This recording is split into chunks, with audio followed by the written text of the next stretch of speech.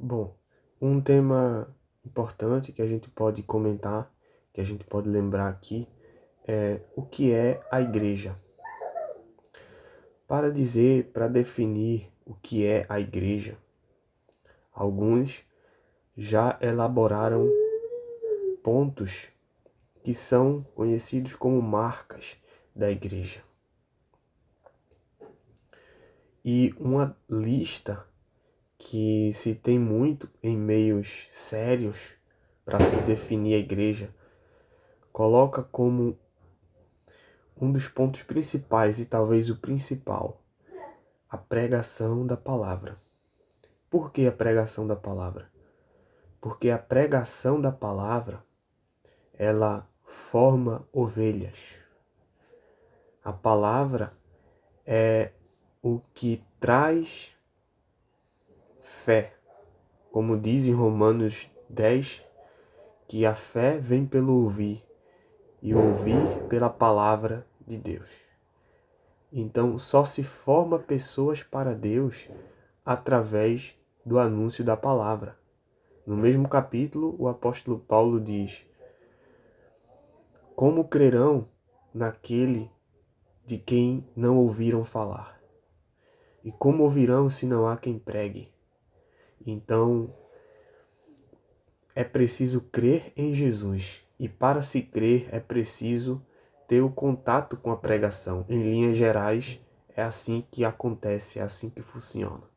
Então, se uma igreja, se um lugar, um grupo que se diz cristãos, eles praticam Santa Ceia, eles praticam obras de caridade, boas obras, obras sociais, eles cantam louvores, hinos, mas se não é pregada a palavra, então não se pode dizer que ali está a igreja, porque a igreja começa com a palavra. Em João capítulo 10, Jesus fala que as suas ovelhas ouvirão a sua voz e elas lhe seguirão. Então, se não há a voz de Jesus, que é a palavra, não vai ter ovelha. Não vai haver um grupo de ovelhas. Então, a pregação da palavra é algo fundamental. A palavra ela tem que ser centralizada em Cristo. Tem que ser voltada para Jesus. Não importa qual parte da Bíblia seja pregada. Ela não pode ser distorcida, ela não pode ser voltada para o homem, não pode ser voltada para questões materiais, não pode se resumir a aspectos morais de como o ser humano deve viver, mas ela deve apontar para a pessoa de Cristo. E a partir disso a gente tem as questões que vai acompanhar. A fé, as obras, tudo, a santificação, tudo que envolve a pessoa, a obra e a vontade de Jesus para as pessoas, para aqueles que creem, para nós, para a igreja. Então a pregação ela não pode faltar. Outras questões que a gente pode colocar, são duas, mas a gente coloca como uma só, é a questão dos sacramentos ou ordenanças, a ceia e o batismo. O batismo que geralmente vem primeiro e a ceia. O batismo é o meio pelo qual o cristão ele entra no corpo de Cristo. É o meio por onde ele é revestido do Senhor. O batismo, ele é o revestimento de Cristo. Então, como a pessoa pode estar em Cristo se não for revestido dele? E o meio é o batismo.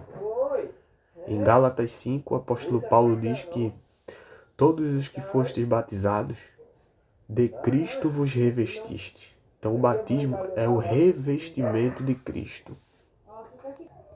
O batismo é o revestimento de Cristo.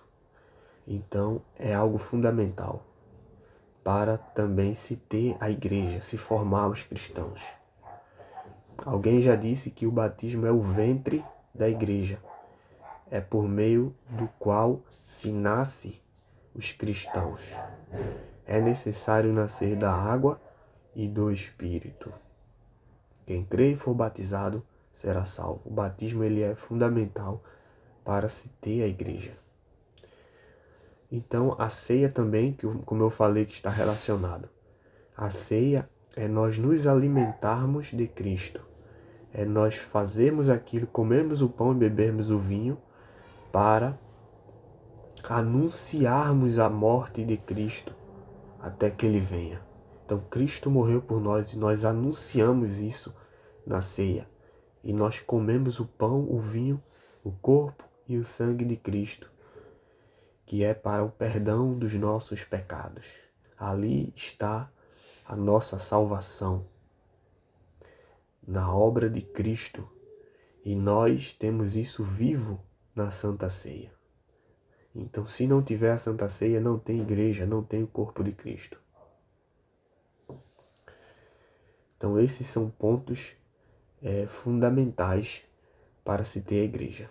A palavra é o que vai nortear o entendimento de batismo e o entendimento de ceia. Se a palavra não estiver corretamente aplicada, ceia e batismo não serão corretamente administrados. E aqui temos então princípios fundamentais para a igreja do Senhor.